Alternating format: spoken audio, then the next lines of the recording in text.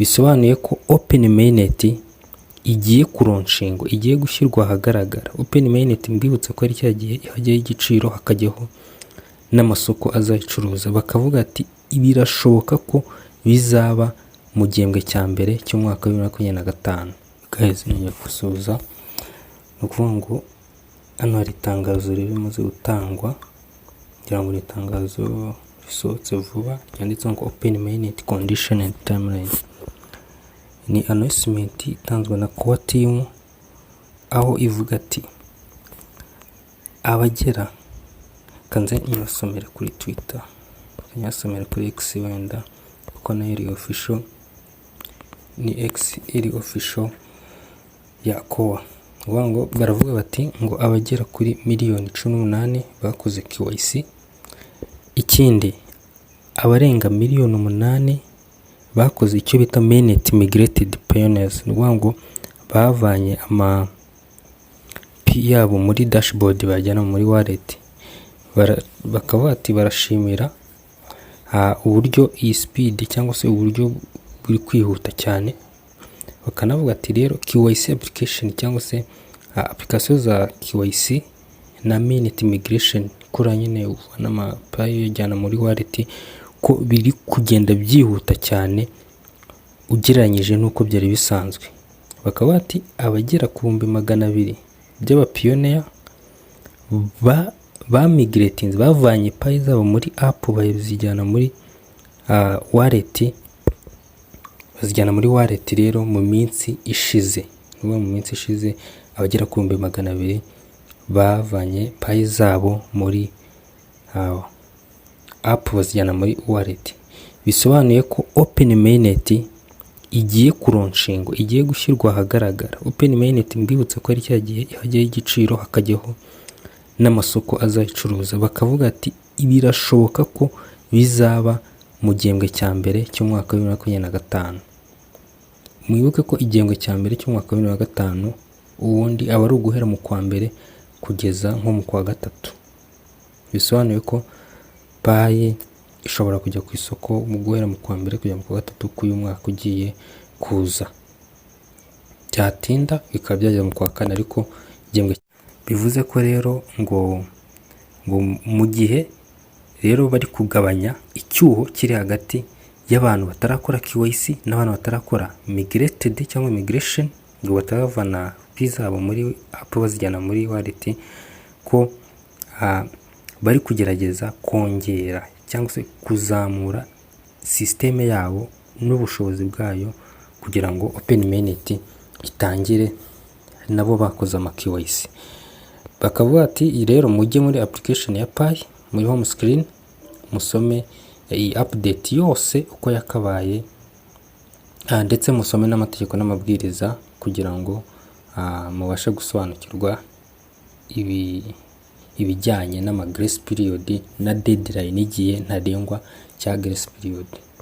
Icyo tubonye hano ni ukuvuga ngo muri itangazo ni uko batangaje Open Mainnet noneho igizabera Open Mainnet. Abapiyona benshi mwibazaga nyine ubwo ni mu gihembwe cya mbere cy'umwaka wa 2025 nibwo ishobora kujya ku isoko ndetse n'igiciro kikamenyekana. Ubwo dusubiye muri application nkuko babona nyundi ni announcement yatanzwe, ni kuvuga ngo ni Core Team rero yayitanze. Uko mubona yatanzwe uno munsi tariki 20. Ubwo yukanza no kuri announcement tukahita dukanda ngo Chrome, ubwo tugiye gusomera itangazo ryose ko ryakabaye nyine n'ubundi.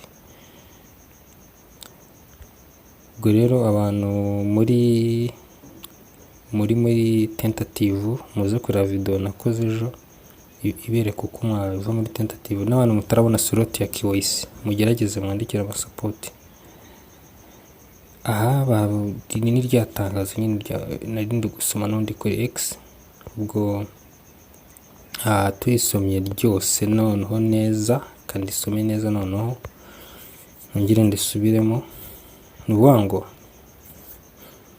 batangiye bavuga ngo abagera kuri 18 bakoze KYC, abagera kuri 8,000,000 bakora migration, bavana pi zabo muri app bazijyana muri wallet, noneho bakavuga bati open mainnet cyangwa se igihe cyo kuba bajya ku isoko bategura ibyo kujya ku ma exchange n'ibiki ni muri gihembwe cya mbere cy'umwaka wa 2025. Bakavuga ko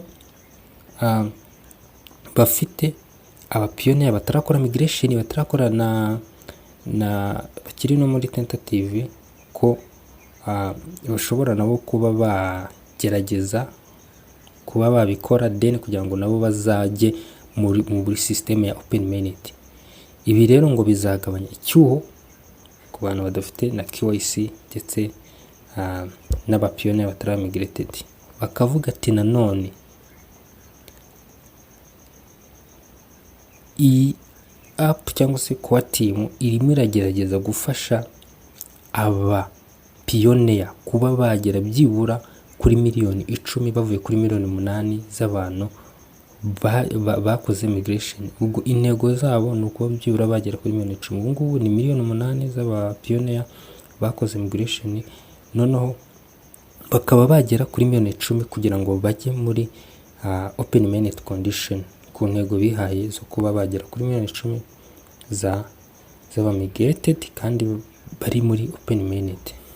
Bakaba bati nanone barimo baragerageza gushaka uko abapiyoniya benshi babona amahirwe yo kuba bakoresha Pi mu gihe open mainnet yaba itangiye.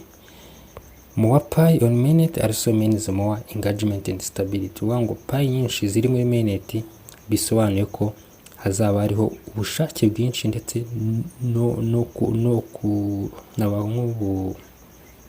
kuba iryo faranga rizaba rikomeye nyine rifite stability muri bijyanye na ecosystem, muri system ya blockchain. Izindi details andi makuru nyine azamenyekana mu gihe cya open mainnet. Ubwo rero mugomba gusoma amatangazo yose. Change the fund na Dr. Nicholas murabizi ko bano bayikoze, akaba ari bo ba founder ba Pi network, akaba ari rero batangaje ibi ngibi. Ubwo rero ngira ngo murabyumvishe byose uko byakabaye.